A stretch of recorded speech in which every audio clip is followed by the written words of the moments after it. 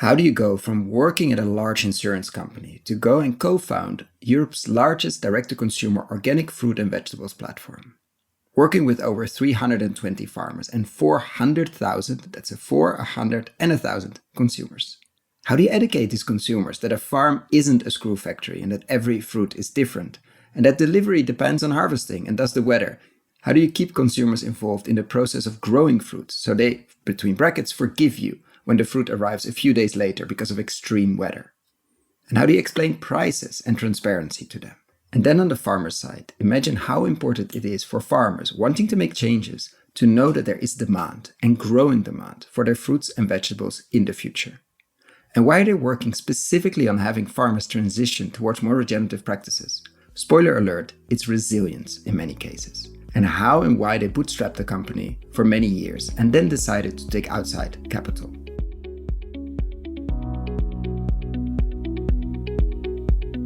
This is the Investing in Regenerative Agriculture and Food podcast, Investing as if the planet mattered, where we talk to the pioneers in the regenerative food and agriculture space to learn more on how to put our money to work to regenerate soil, people, local communities, and ecosystems while making an appropriate and fair return. Why my focus on soil and regeneration? Because so many of the pressing issues we face today have their roots in how we treat our land and our sea, grow our food, what we eat, where and consume. And it's time that we as investors, big and small, and consumers start paying much more attention to the dirt/soil underneath our feet. To make it easy for fans to support our work, we launched our membership community, and so many of you have joined us as a member. Thank you. If our work created value for you, and if you have the means, and only if you have the means, consider joining us. Find out more on gumroad.com/investing-in-regen-ag. That is gumroad.com/investing-in-regen-ag, or find the link below.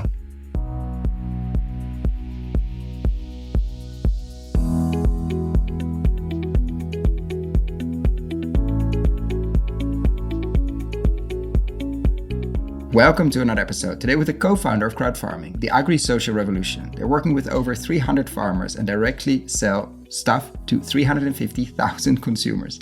This is not, it's small and cute and we'll get to that, but it's definitely also quite a machine they're building. We've had Christina on the show in May last year, and I'm very happy to have Juliette here, one of the co-founders, to talk us through her journey and of course to dive much deeper into this direct-to-consumer machine that she and many of the colleagues are building. So welcome, Juliette. Thank you very much. I'm really happy to be here. And to start with the personal question, we always start with, what led your path towards thinking and acting most of your awake hours about how to get the best tasting organic, and many actually on their way to regenerative fruit and vegetables and more to consumers on their kitchen table? What led you to spending most of your awake hours on that very important but also a very niche, in that case, problem? Yes, well, I'm not sure it's so niche, but we can discuss about it later. I think the answer would be very simple in that case. I think I love eating. I enjoy a lot meeting the people that have prepared the food. And so once you start digging into the food industry and agriculture and you see all the problems, then you're like, but it's so important for everyone to eat every day, to eat healthy, to get access to those products. Well, you start thinking there is a lot of things to do, and you can get very passionate about it. Yes, and at the same time, that doesn't mean, you can get very passionate on cooking and sourcing well yourself, and let's say in the personal side of things. But at some point, you decided to spend most of your work time as well on these issues and very hands-on.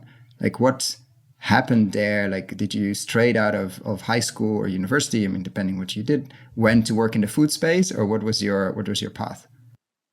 No, not at all. Okay. So that's, no, not at all, because I started working in an insurance company where I learned a lot. It was great. And I was doing lots of, in a very global group. So I was working a lot with South America, with Africa. I really loved it.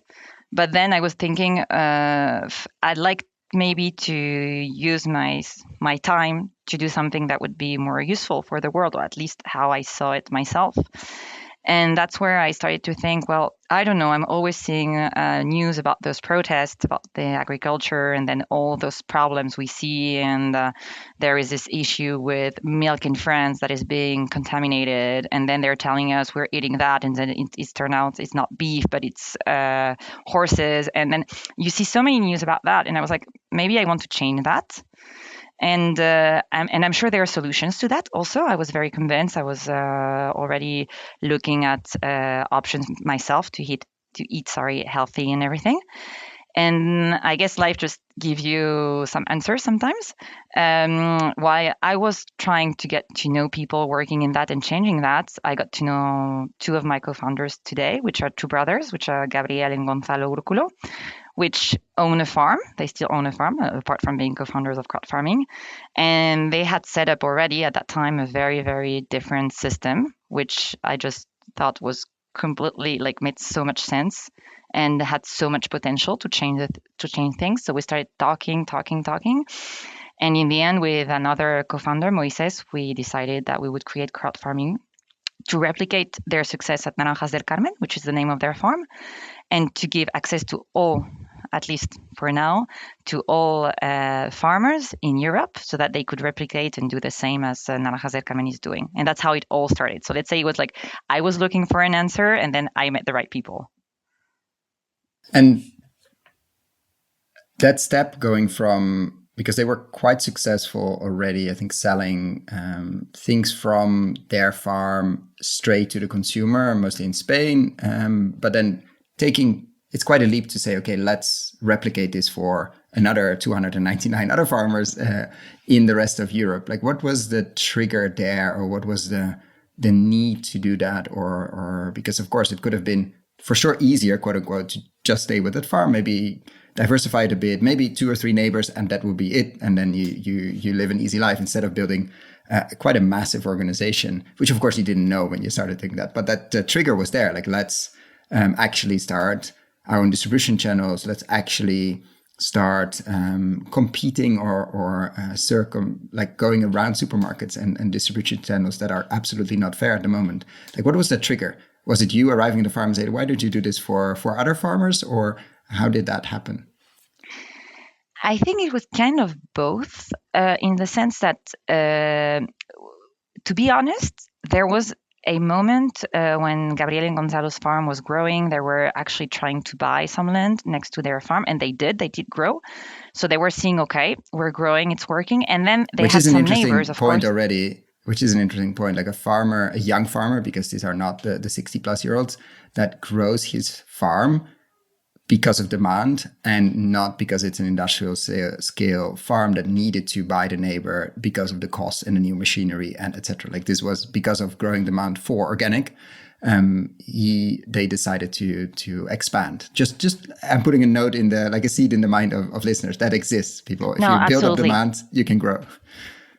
No, absolutely. And it was actually just to give maybe a bit more of context. They got very famous for one thing they did differently, which is called the adoption model, it's an citrus fruit farm, and mainly oranges at the beginning. Now they also do olive oil. They've grown, but at the beginning it was mainly oranges.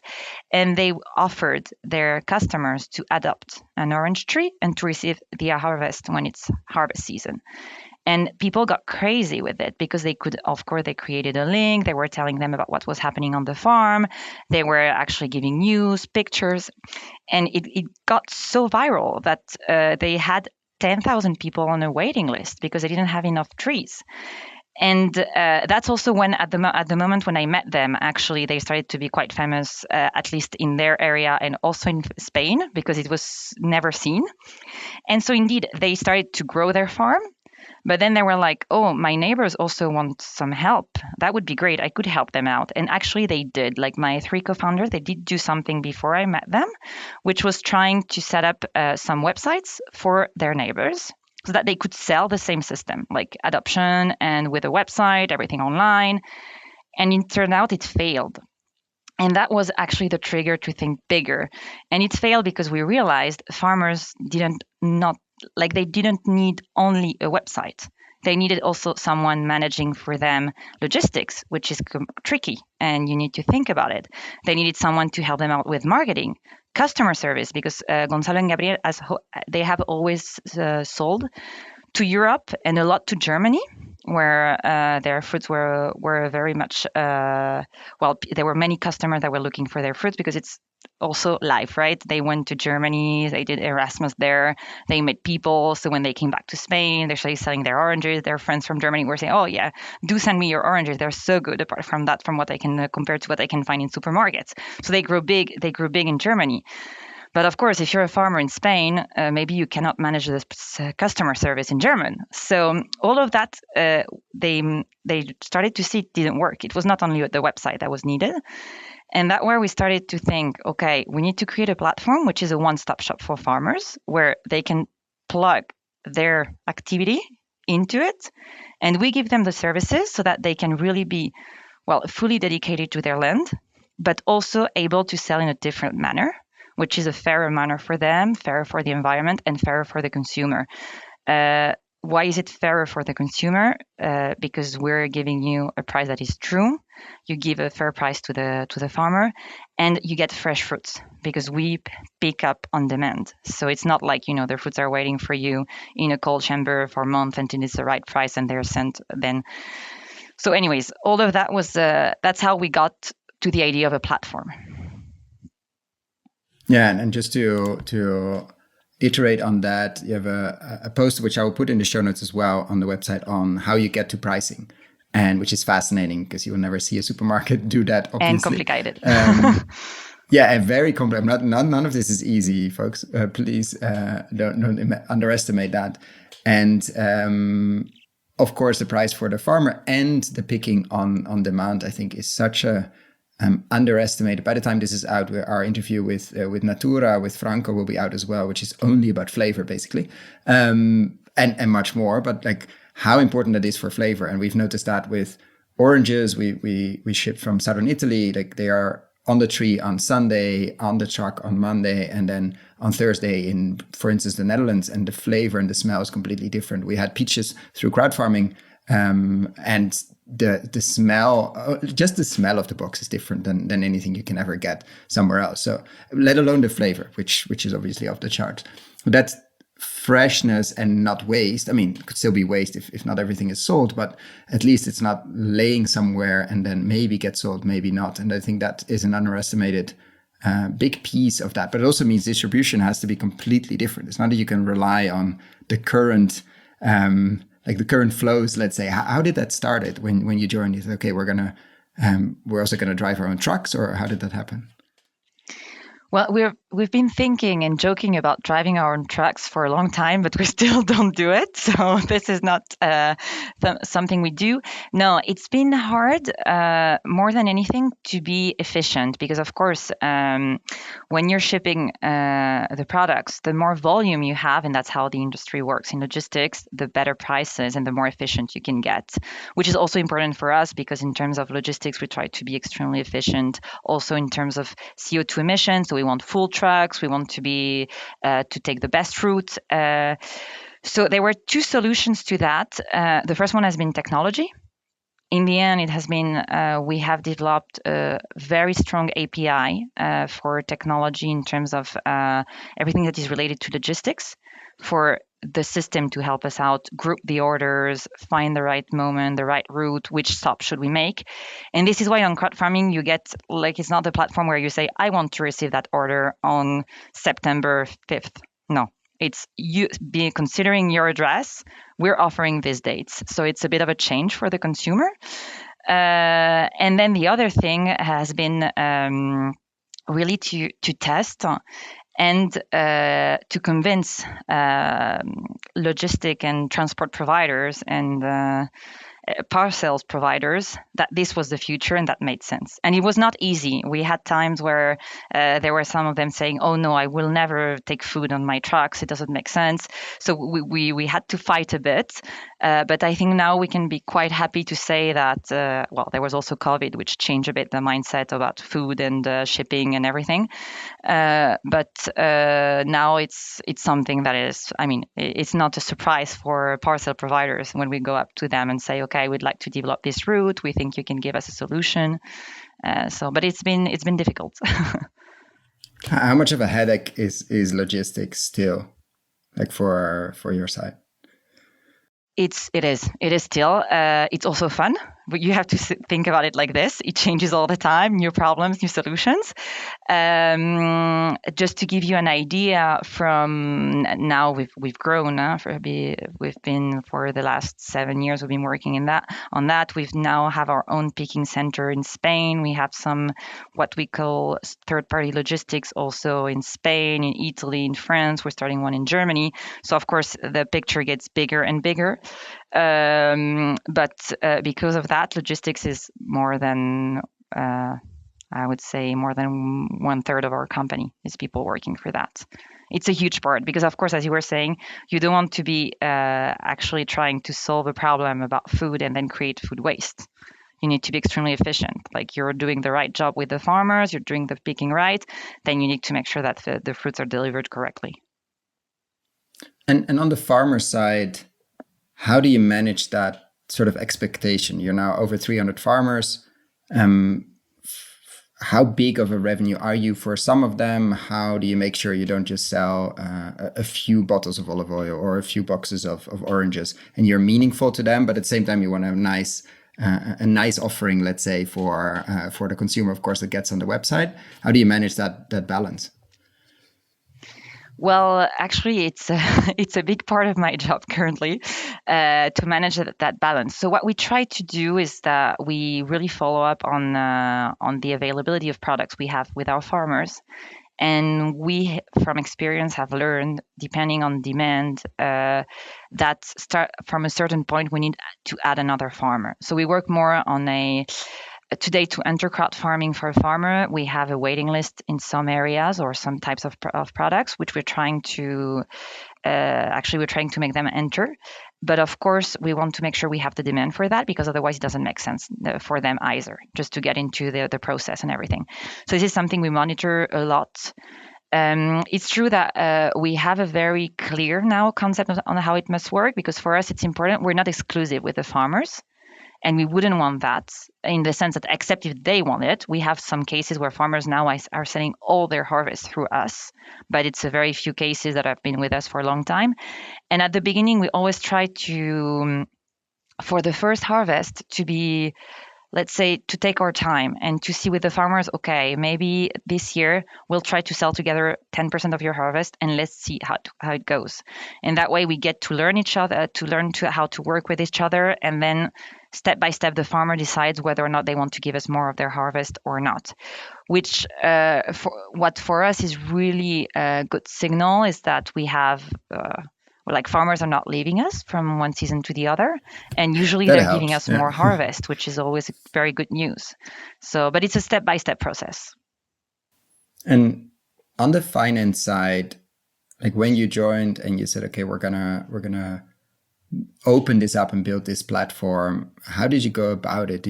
I don't think you raised any early VC money or any of the fancy PowerPoints. I think you bootstrapped for quite a while. Was it a conscious decision? Was it a decision out of necessity? Or was it just, let's get to work and see where we get to?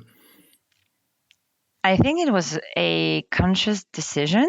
And it was also, we were very fortunate because the company Gonzalo and Gabriel's was ready to invest some money. So we used this company as an umbrella, if I may say so, to develop CrowdFarming and see if it worked.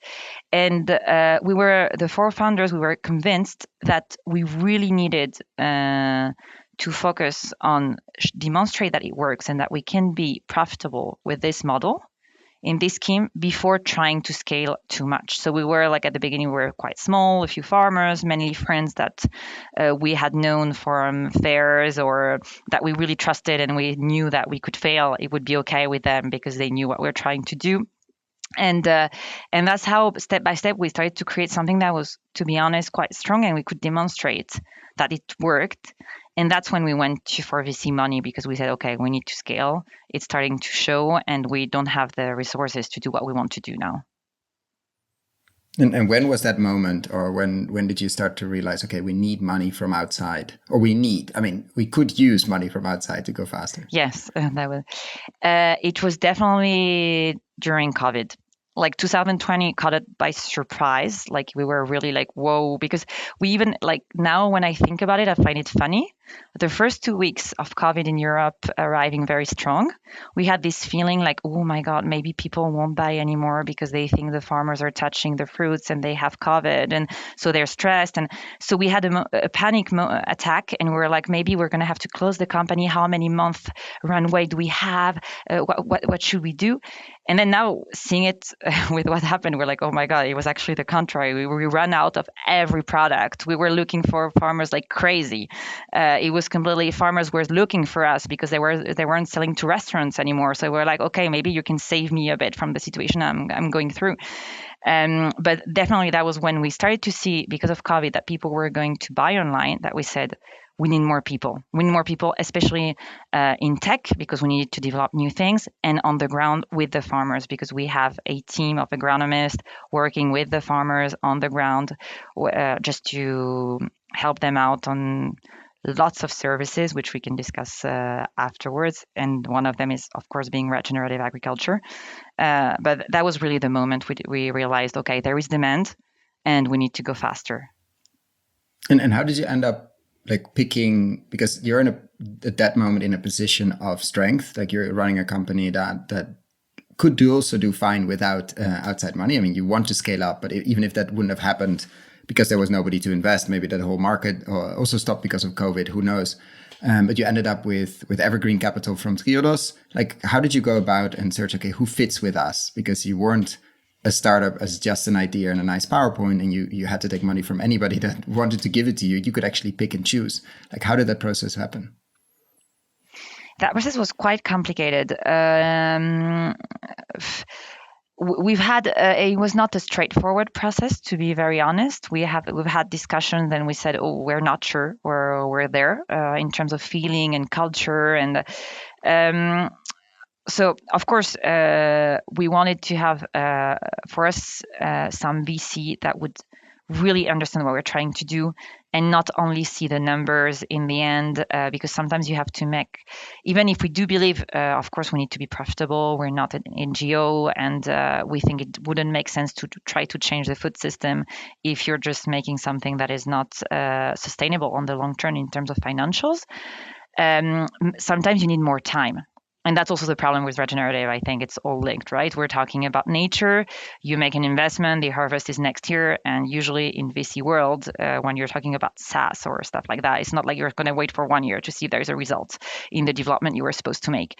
So that was really a good criteria to select VC. It was to see if they could like wait for this year or year and a half sometimes to see results and really believe in that, or if it was like, oh my God, guys, you need to, because of course when it's technology, we do like any tech company, we're fast. But when it's related to nature and farmers, well, we do whatever we can, but sometimes fast is not the solution at all. And you need to wait, and you need to test, and you need to see, and maybe you're taking decisions like for in 10 years, you're going to see real results and real impact. And it's really hard in this world we live in to have this kind of thinking. And you managed to find those partners in that journey. We managed to find them. We still have them on the board, and it's the normal VC board with high and lows, because post-COVID was also quite a challenge, I would say. But yes, definitely, I can say we're really happy. They're supporting us on the regenerative implementation. They're really supportive on many actions we want to take with the farming world. So yeah, we're quite happy on that. And the regen piece, because I think you started back in the day with purely focused on organic or farms in transition to organic, which can take up to 3 years and of course are challenging periods for farmers, because you might have some yield loss, you might have more costs. I mean, it really depends, of course, on your situation. But when did the word even regenerative enter your world, let's say? When did that start popping up left and right, and you thought, okay, we need to investigate and do something with it, or at least engage, or maybe not? It's a very good question, because for us, it's kind of blurry in the sense that, and I need to explain that, not that because I don't want to give an answer, but maybe if I can give a bit more of context about how we work at CrowdFarming, I can answer you better. So that's fine. I'll start with that, because I was talking about our agronomist on the ground at the beginning, like a few questions ago.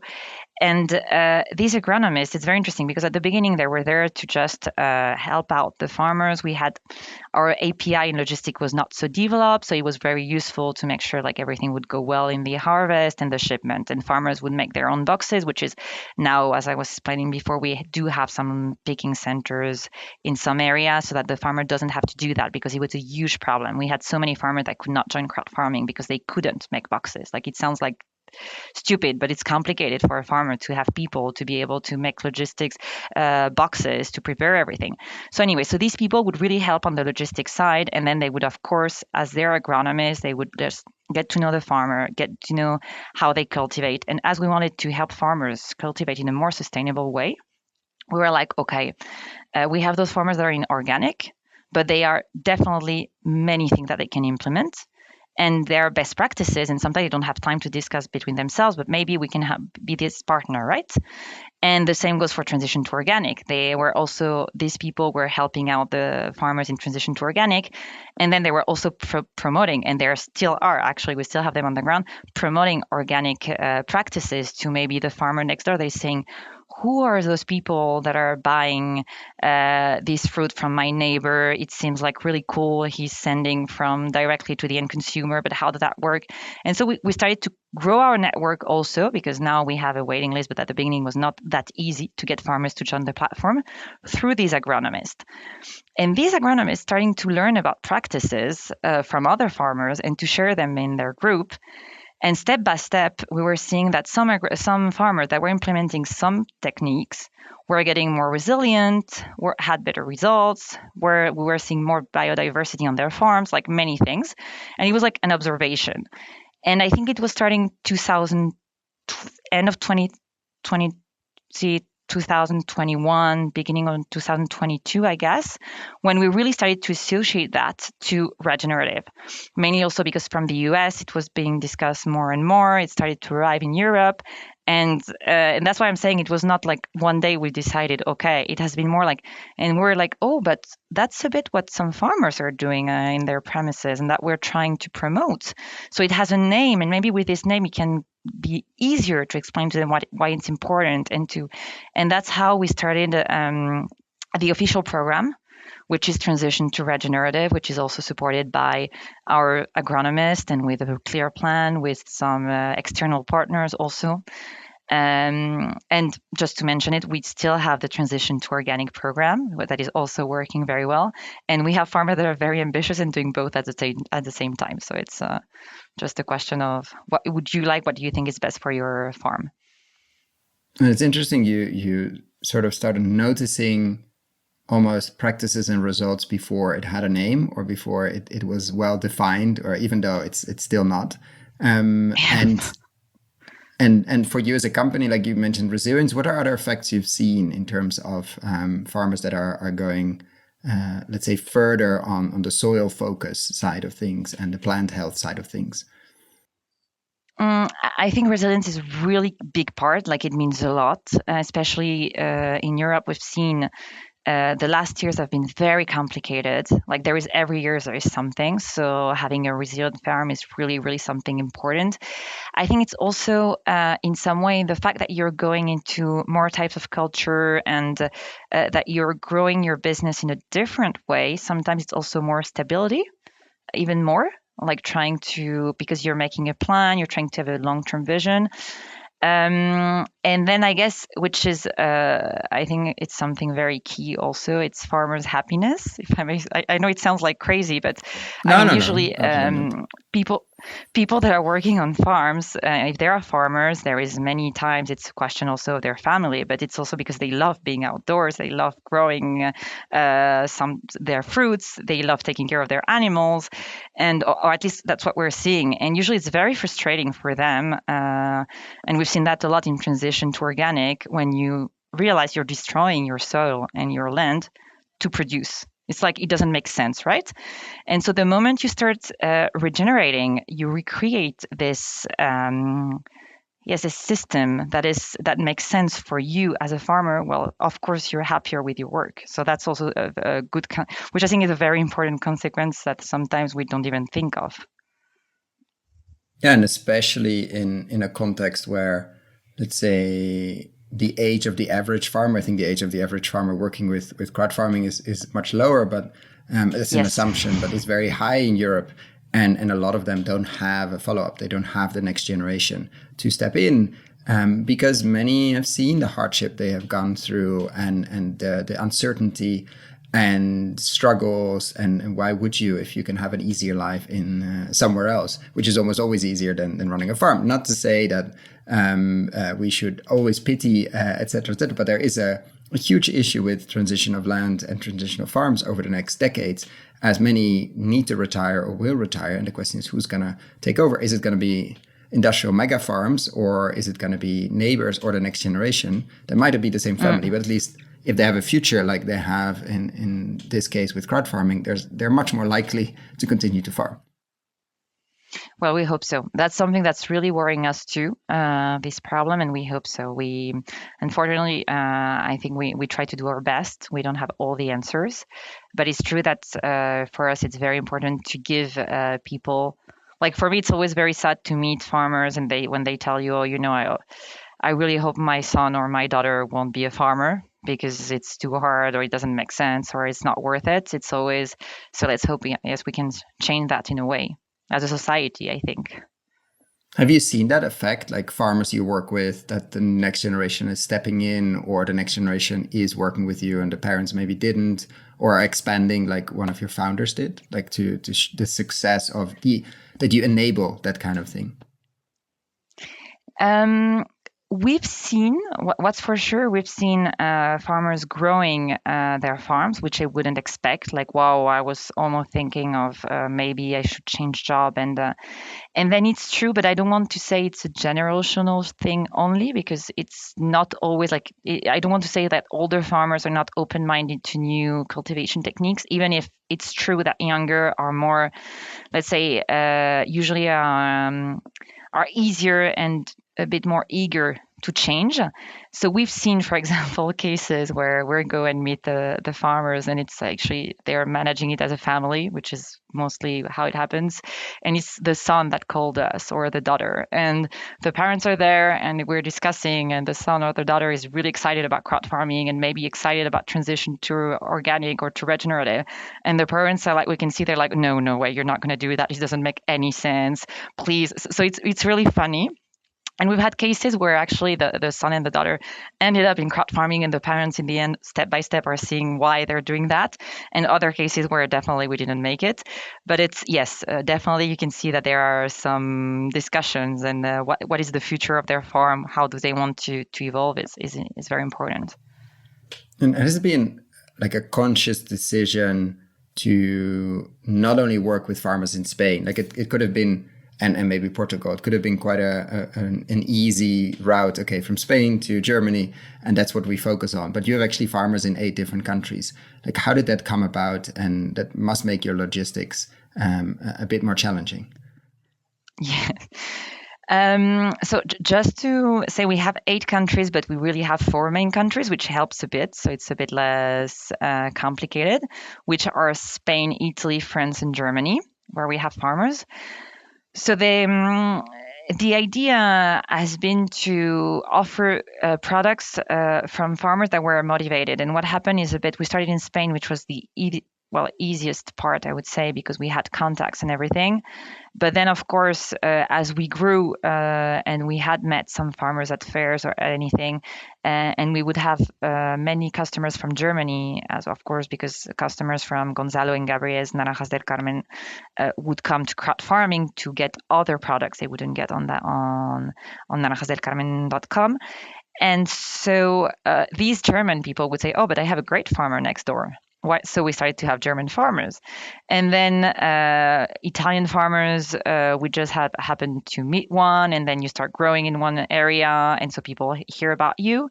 And French customers was a bit the same, like they were growing, and so in the end they were saying, but I have very interesting French farmers next door. So it was more than a very planned growth. It was okay.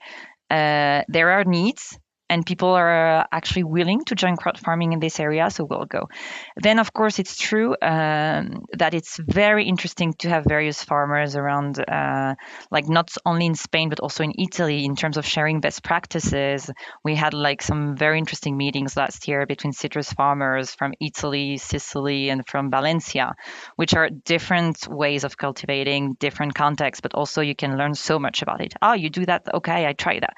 So I think it's also give us like very interesting opportunities for our programs to have this and diversity. a bit of risk diversity as, of course, risk management, definitely, because if you have all your farmers from one area, it's actually something we're still working on, because Europe, even if it's big, remains an area where, well, I don't know. Last year there was an olive oil. Well, last harvest, let's say, there was an olive oil issue, and it was almost global. I mean, there was nowhere you could find olive oil because it was.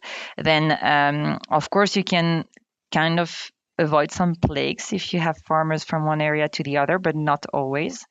But it's true that also in terms of drought, like the situation has been quite hard in the past 2 years in Southern Europe, and it's been difficult to just say, it's impacting Andalusia, but not Sicily. Well, no, that's not true, unfortunately. And that leads to an interesting, like, are you like prioritizing almost like a regional approach? Of course, that's counter the diversification in terms of location, but for you, it makes a lot of sense to have farmers relatively close to each other with different crops. So you have the distribution center, you can sort of match that. Does it also make sense for the farmers to be in the same area? I'm looking for, like, we're especially interested with this is going to be a long question, especially interested with the podcast in what happens if you do regeneration at a watershed or at an area level. Like, does it make sense if multiple farmers in the same area are, let's say, on the same journey,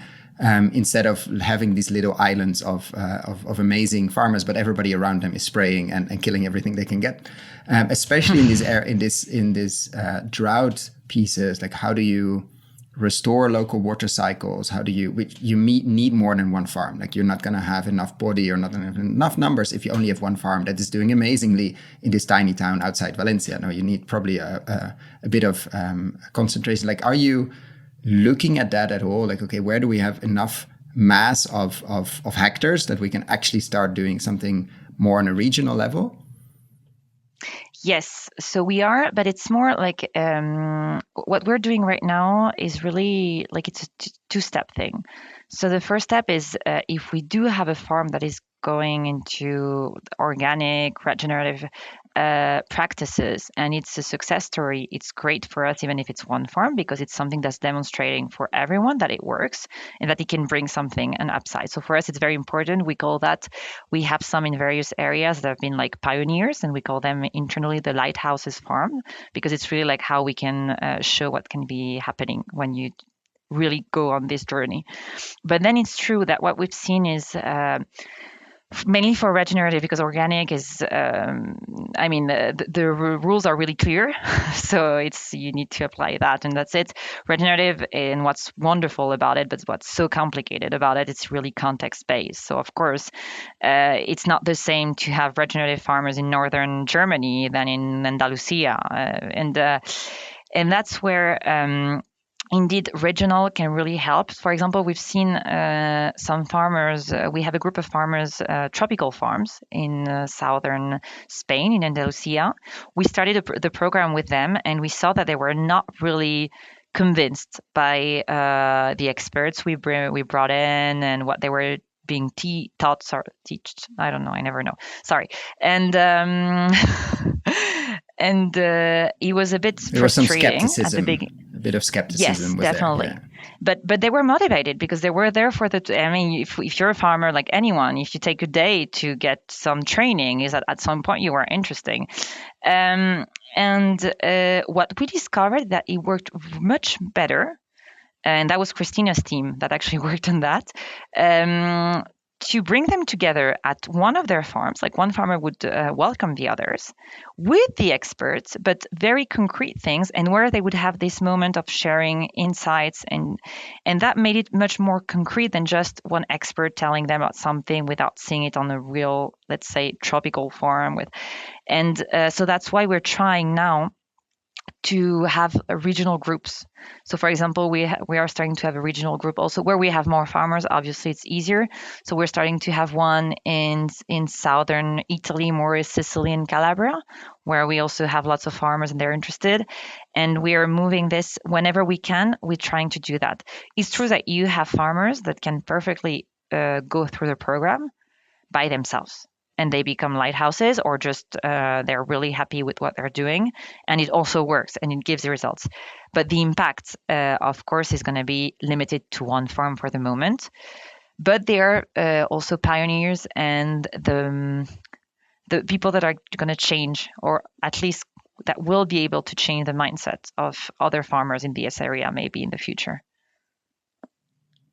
And just to follow up on that, are you looking at all at different regions and like climate risk in terms of drought and like how, like where you're sourcing from or where you're not sourcing from? Or is it really looking at, okay, we have a great farmer contacting us and we hope, let's say, that the climate doesn't get so weird in the next 10 years that we cannot source anymore, but for now we're going to work with him or her?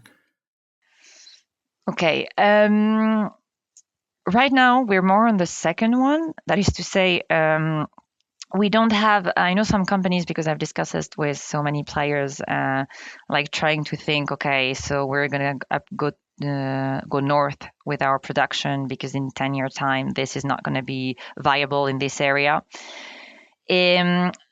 Us, it's true that we're offering services to the farmer, but we're not making decision. It's not our farms. So we're not making the decision ourselves of maybe you should go north for this production if you want to, for it to make sense. Of course, we can help them out with two informations, which is first one, give them some tools to be more resilient and to be prepared for that. And tell them, okay, what you're seeing is not something like, for example, the drought or extreme weather changes. We're having discussion with the farmers. It's not like it's not going to happen anymore. It's actually going to get worse in a way. So let's see how we can work together. What options do we have to get prepared in a way? So that's for sure. And then the second tool we have is definitely the market. We've not discussed much about the consumer yet, but it's very important to have those two aspects because sometimes we have farmers saying, okay, I think I don't know, I'm growing this and I think it doesn't make sense on the long run. What should I grow? I've seen people are talking to me. My agronomist told me this. Do you think there is a market for that? And at least us, we can tell them, okay, right now what we're seeing is that there is a trend for that and maybe help them out on this. So these are the two things. But it's true that we don't have a plan and we're not doing it because it's not our farms. We can give ideas, information, but then it's up to them to decide on what to do. No, I can imagine, but this is really future thinking, that you get to a scale in a region at some point that you touch enough farms or have a limited but still an influence on farms that you can start thinking, okay, how do we get enough tree cover to restore certain water cycles? How do we make sure bare ground in this whole area is limited? How do we really work on regeneration at a regional or watershed level that which will benefit all farms, ones that are selling through you or ones that are not? Because we see some of those examples now of people starting to say, yeah, but we need to really think a lot bigger in terms of regeneration. and like how do we get back the summer storms that used to happen in this region every other day, and how do we because otherwise we will lead to desertification in many places, even if we have some amazing lighthouse farms around. But I guess that's not in your plan. But I think at some point with enough concentration, you get to a size where you can start saying we actually have an influence on local weather, because we have so many farmers in our area that are planting trees, having ground cover differently, etc. I think it's very true. And one of our objectives is, and I don't want it to sound like it's not important, but it's really to create consciousness about this. And that's why we're also working, I was talking about experts, we're working with local experts on regenerative in every country, and with people that are experts, there is no other way of putting it, on some issues. And what we're trying to do also on that is to really have people get to know about it and create maybe this consciousness at a regional level, which is also at a political level. Like, it works, it actually gives yields, and it's creating a better environment for everyone. So why don't we invest a bit more? And that's the same with the consumers. Explain what is regenerative agriculture. Why is it important? What does it mean, organic regenerative? Why is it important for your future? And so that you can also put some pressure on your politics on that side. So we really do believe like it's a work in progress, and that the more we have success cases, the more it's easier to convince farmer, and the more it's going to be convince society in general. And how have you seen that consumer side? You mentioned absolutely correct. We haven't really touched that so much, because you ask quite a bit from the consumer. You deliver amazing fruit and amazing taste, but it's a different process that I'm going to the supermarket and pick whatever I see. How has that journey been? Because you've had quite a bit of success with that, but also I love the sentence that I think is in most farms on the website, like, our farm is not a screw factory. Like, each one is unique and in appearance and size. But also the communication, I've seen that when we ordered peaches, I think there was a hailstorm, which meant that the cherries, which was supposed to be in that seasonal box, couldn't make it because it was too difficult to separate the ones that were damaged from not. But really nicely, of course, we got a really nice amount of fruit. But to see that communication of this is weather, like this happens every day to every farm. You don't see it normally because in the supermarket, you only get the very best looking ones, not tasting ones, but you only get the non-damage, and you don't see the whole rest of the, like, how has that been in that transparency of communicating and educating and still delivering a lot of fruit, because people want to be educated, but they also want to buy and eat stuff? Well, I think it's the first thing is to be transparent.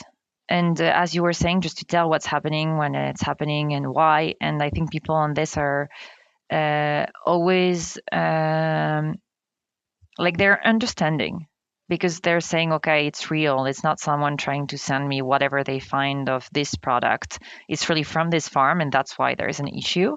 And that's why I'm not getting them in the end, because it's true, it's honest. So I think in that sense, it's working. We have a customer service team that is dedicating a lot of time to discuss with our customers, to also give them some advice. We have a blog where we try to explain things about agriculture, which are unfortunately, like, you usually don't know about agriculture. I started crowd farming and I had no clue about so many things, and it's like, because it's not something we get to be taught. So it's a bit of a shame. So we do a lot of that, and then we're trying to create this sense of community of people. And actually on Regenerative, we just launched a very interesting initiative where we're really happy about it, because we launched 1% for the soil. I don't know if Christina talked about it, but it's every farm that is in conversion to regenerative, we're going to take 1% from their sales, not from the farmer, obviously, on our part, to be investing in new programs, for regenerative programs for other farms. And so we were thinking, okay, but it's like we're making our own decisions, but maybe we'd like to have decisions from experts on the one hand, and also from consumers. So we created this committee, and we said, okay, we have 4 votes, and the first vote is going to be a community of consumers that are motivated. So we actually send an email with a questionnaire where you could answer and say, okay, I'd like to participate, not like to participate, some basic information about regenerative agriculture, what is 1% for the soil, and everything. And it's been a massive success, to be honest. We have 3,000 people that signed up. And we're really, really happy. And so what we're trying to do, like this community is already proving to be quite exciting because people are answering. We're sending them over information. They're answering, asking questions, and we really think this is the kind of initiative that also helps in the end, that you don't have the same mindset afterwards when you go to the supermarket or when you're buying fruit and veggie. So, of course, that being said, I don't want to say, oh, people don't care that they don't receive on D-Day their fruits or that there are no cherries. That's not true. And we're working on that so much. And that's why logistic is so important. And I have to say, we have a KPI, what we call perfect orders, which are orders that are arriving on time perfectly. And we've improved so much last year because we really decided we need to be better, because it's important for the farmers for consumers to really believe in this alternative. Otherwise, it's not going to work. So of course, as any business, we work on that. But I think there's also a part of education / participating in this, which is working and being very useful for people to understand what's happening. And have you thought, for sure you thought about it, but to take that to the next logical step or to another logical step, that doesn't mean that it's a better or next one, to make them part of the company as well. If you thought about the crowd, I mean, it's literally in your name, but as an investor in CrowdFarming? Yes, we did. We had many debates, and we're still not clear about it. There's just one thing that for me, and it's not very a popular opinion, so I'm sorry if I put it like this, but it was for me a big question mark when we had the question of, should we do a crowdfunding being called crowd farming? That would make so much sense, right? And I think it was because of personal experience, what I've seen around in other startups about valuation, and there was a peak in valuation, and so consumers were getting shares of something that was valued so much, and 2 years after, well, it wasn't valued that much. And I don't know, I had a feeling like sometimes there was a bit of a question mark. Are we using these people in a way because they're not experts on finance? They're taking a lot of risk, which normally When they see a nice video, professional investors taking those risks. And so and it's very personal, and it's been one of the reasons for which right now we've been thinking about it. Of course, we don't want to do that, but we're like, maybe it's not the right place where we should be, because we would it's so, in a way, it's so versatile. I don't know how to say it, that it was, but yeah, we've thought about it. We still haven't done it. Yeah, no, I very much agree. I think we've seen a boom and now way less in approaches, and especially people throwing money at names they recognize without understanding the valuation or without even understanding the mechanism. We've seen that as well. People investing through equity and then asking, when do I get the money back? And not understanding it's not a loan. And that kind of education or that kind of steps are fundamental to even begin to understand. It's nice if you want to support a company you really like, but then figure out a way to donate, and that's okay. And then at least there are no expectations about a return. But it is an interesting, if done well. We've seen some examples with Happy Pear, I think, in Ireland, and of course Boerschappen we had here. If done well, it can be a very interesting medium. Not cheap at all. It's running a campaign. It's communication. It's absolutely not it's not like you flip a switch and put it on a website and make one video and you're fine. I think many people underestimate it as well as entrepreneurs, that it's definitely not an easy way of raising capital, but it could be aligned. If done well, it could be very aligned.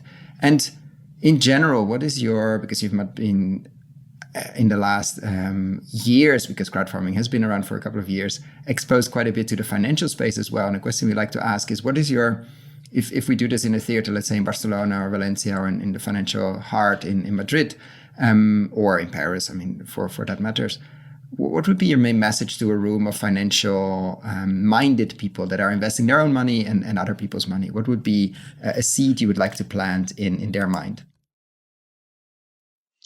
Well, the thing we're discussing at the beginning, to really have a long-term view, and especially considering the issues this world is facing right now, and there are so many things that we need to solve.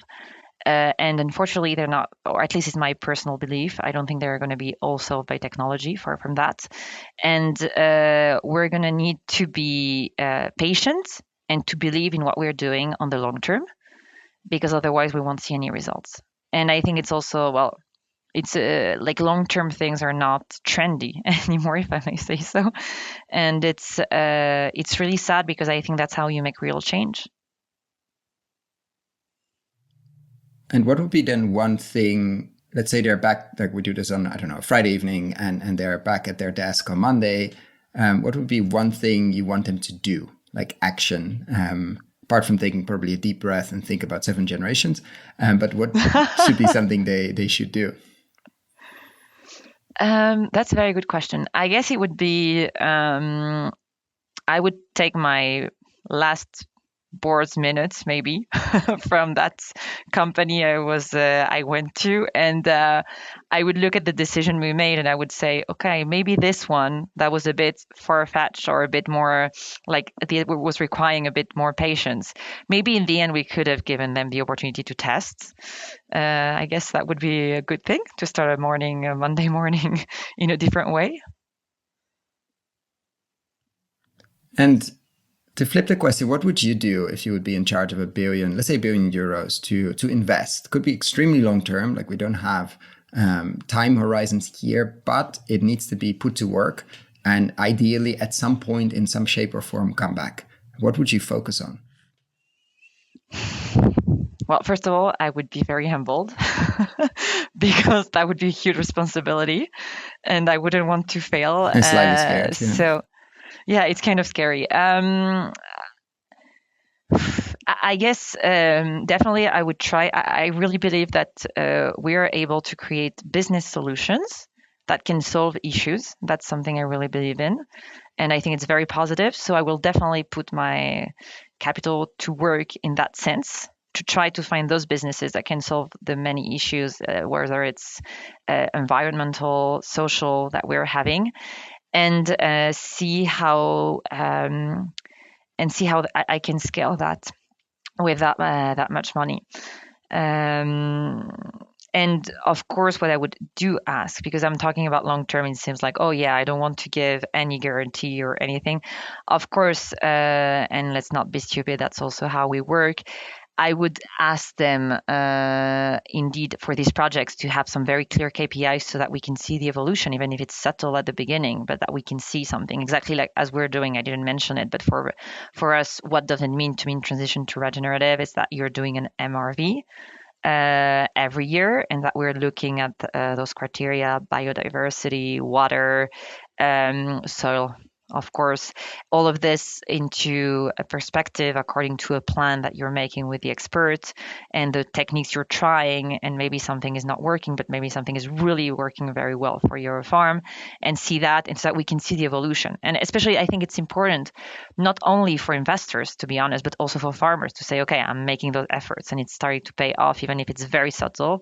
And it would be the same for my 1 billion euros fund, of course. And we always like to ask this question, which usually lead to other questions. But if there's, and so you're no longer in charge of your massive investment fund, but you do have a magic power to change one thing overnight. What would that be?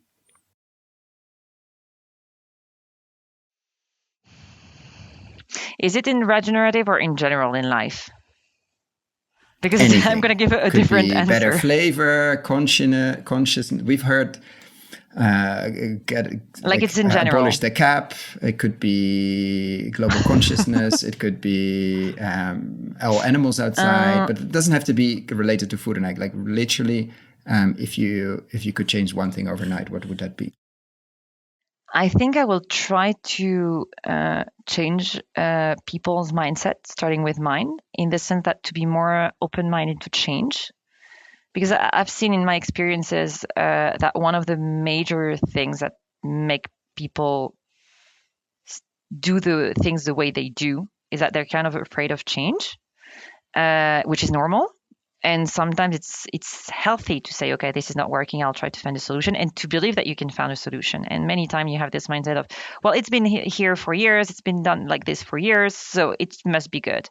And maybe it's true, it's a good solution. Maybe you'll come back to the conclusion that this was the right solution. But at least having this mindset change and this capacity to say, okay, I'll just try something different just to see if I can improve that part. I think we could. I think there are many solutions that would come up in easier way in general, and even relationship with people. Just think that people are not like the way you think, but that they can change, and give them this opportunity would be, I think, quite wonderful. And in your work at crowdfarming, where you've seen that as a barrier? Well, it's been, of course, it's a barrier, as in any company, because we're all like that. We've been doing this. For example, when you scale, it's like, no, but we've always been doing this like this. Why would we change? Or no, it's not going to work because we tried, but maybe the conditions are different. The products is different. So I mean, sometimes you have this kind of a protective approach. And again, I'm starting to talk about myself, because afterwards, sometimes I get out of a meeting afterwards and I say, "Oh, I wasn't like I should have maybe been more open-minded on that one, or I will rethink about it because they might be right that we need to change that." But the other thing is also with the farmers, and not to say again that farmers are close-minded or that they're not open to change, but it's true that usually we're talking about the fact that it's a really hard job to have. It's like nonstop. It's all the time. You take so many risks, and you have almost no, well, very little insurance that what you're doing is going to pay off. I think this is also why so many farmers are reluctant to implement tests on their farm, or to say, okay, I'm going to do that. And especially because there was so much marketing in the 60s, 70s about like, wow, use this fertilizer, synthetic pesticide, it's the best. You're gonna get so many yields. You're gonna be like, and never again you will, and like the results you will have, you will never have seen them otherwise. And so I guess this also is why the new generation is a bit afraid, because when you start having so many issues, you have extreme weather changes, and you're like, apart from that, I'm going to take the risk, change the way my father has been cultivating into something that, let's see if it works. Well, I guess it's definitely something that is slowing down the change when we could go faster. But then again, it's understandable. Yeah, and how do you get out of that? I think is a big, because you don't want to change too fast and risk, but at the same time we are in a time where we need a lot of changes, because clearly you just have to look out of the window to see that it's not working as we've seen until now, or as we've done until now. Well, I think that's where we always come back to the same. I think we trust people we know, or what we see with our eyes. And that's why it's so important to have success stories and people talking about what they're doing. And also to have, again, supportive, in that case, sometimes for the farmers, it's just to say, okay, I'm transitioning to organic, but I feel that I'm supported for this transition because I know there are consumers looking for transition to organic products in crowd farming that will value it. And so I'll get a better price than conventional, even if it's not yet organic. And so I feel like I have this support so I can make the change. And that's what we're trying to do with Regenerative, also to have the farmers learn that it makes sense for their farm because of other farmers, and also because they see that there is a movement with the consumer taking taking in consideration this change. And do you see like you moving beyond those early adopters, or like how easy it is to keep creating to keep tapping into extra demand, let's say, because that's what this whole thing leans on, is for people to buy more and for more people to buy. So I think we don't buy the fruits. So like for many let's say we have most of the time it's the farmer selling directly to the end consumer. So, but it's also like, I mean, your question would be more than for us to buy, for us to make more farmers join, and definitely to have more consumers. And I think it's definitely a question of having a good customer experience, also linked to like to demonstrate that what you were saying, which I think is very interesting. Like it's different from a supermarket, right? The experience. So you need to make it worth it. So you need to have good product. You need to have, as we were discussing before, like a good delivery experience, because of course you're not going to keep the people on the long run if you don't give them that, even if they want to support. But if you give them that, then for them, it's going to be maybe a no-brainer to say, okay, for CrowdFarming, I cannot decide to have the delivery on Tuesday, will be on Thursday, but it's definitely worth it. And that's the part we're working on. Yeah, it really comes down again to quality and flavor, and then you're also, and to yes, communication, and your slightly more willing to forgive a day or two or something around it, because and of course it's easier, quote unquote, because you're so much fresher compared to the normal supply lines. Like freshness means in many cases flavor, and also picking the right time, picking and not when fruits are not ripe yet, etc. But it also means there's a speed thing there, of course, that helps or doesn't help. And it's true that it's not always easy, but it can be, because it's a change in consumption, because we have so many people. For example, mango season from Europe, it's really short. And so we are going to have people in January with, of course, because you don't know that, because no one knows all the harvest season from all products in Europe, asking us for mangoes in January. And of course, you could say, oh, I could ship you mangoes from overseas. But then I would answer that demand, but we're not doing it because we think it doesn't make sense. But it's hard to answer to a consumer. Well, wait for September. You'll get some mangoes by that time. So it's also a change in the way in the way the consumer does grocery shopping in a way. yeah, and that's my question. Like how do you feel that could be growing? Like, have you reached that max group of people that are willing to be a bit more flexible? Do you see that group growing, or do you see within that group people buying more as well? Like, what's your feeling on the consumer side? I think, and sorry because I didn't understand well your question. Now I see your point. I definitely think this group can still be growing as long as we diversify in terms of offer, which is what we've been doing. Just to give you an idea, you were talking about 350,000 customers. We're really happy. We reached 400,000 like a few weeks ago. I will So update my it's intro growing. now. Yeah. It's definitely linked to it's definitely linked also to new geos, because we have countries where we're stronger than others, so you can still definitely grow in Europe in other countries. But then there is also, and definitely a point that is, as I was saying, diversifying the offer, which is the seasonal box you were talking about, which are different fruits every month, is something we launched last year. Now, thanks to our picking centers, we're able to make mixed boxes, which is very different from at the beginning when we started CrowdFarming. It was only from the farmer's premises. So you would get, if the farmer had two products, maybe you would get a mixed box, but otherwise it would be one product. So it's, of course, it's not the same to receive 10 kilos oranges than 5 kilo oranges and 5 kilo maybe avocado, which is definitely a bit more interesting for a family in Europe, because maybe you want to eat a bit of the two. We started what we call custom boxes, which is you make your own box. So you have you can do your grocery shopping with what we have. It's mainly fruit and veggie, and a bit of everything that is rice, pasta, cheese, olive oil. But it's still like you can do your shopping like this.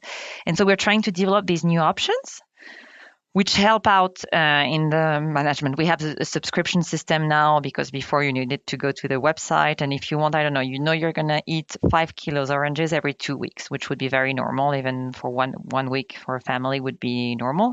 Maybe you want to receive them every week. Before, we didn't have the option on the website, so you would have to connect every time and make the order. Even if it's a one-click order, it's long. Now you can say, okay, during the orange season in Europe, I want to receive every 2 weeks oranges.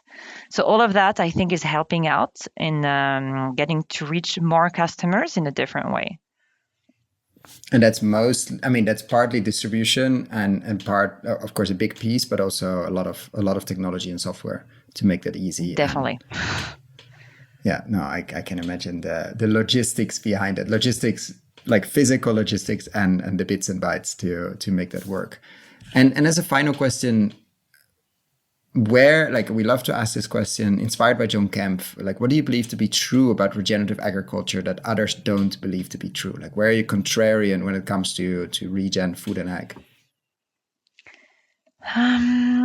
I think, and I hope to be right, I think it's on the question on whether or not we can feed the world with organic regenerative, and if they're if the yields that you get from those production are sufficient.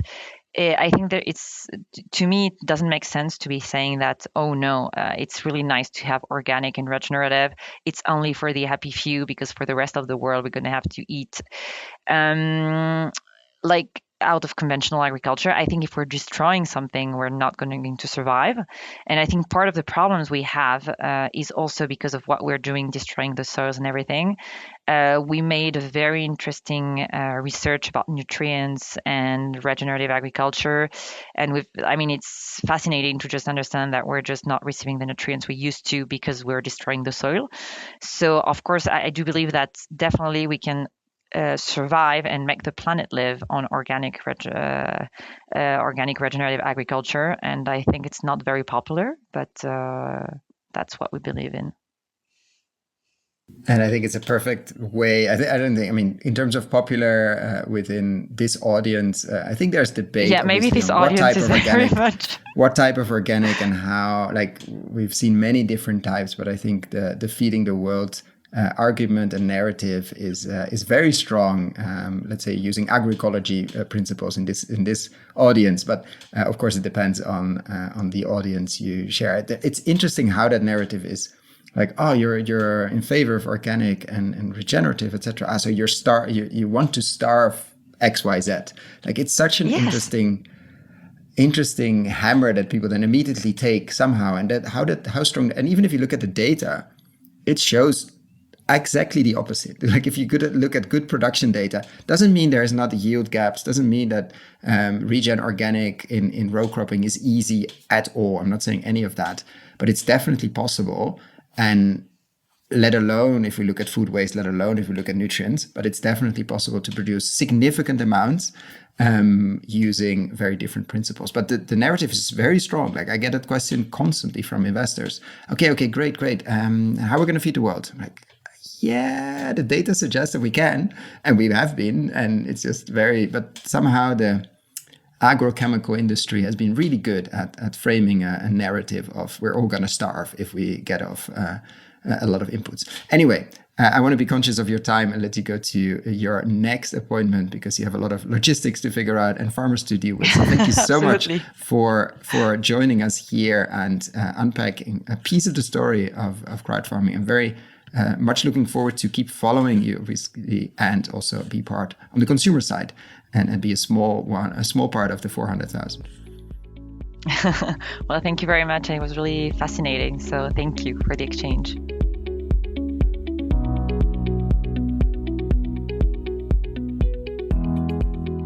Thank you so much for listening all the way to the end. For the show notes and links we discussed in this episode, check out our website, investinginregenerativeagriculture.com/posts. If you like this episode, why not share it with a friend or give us a rating on Apple Podcasts? That really helps. Thanks again, and see you next time.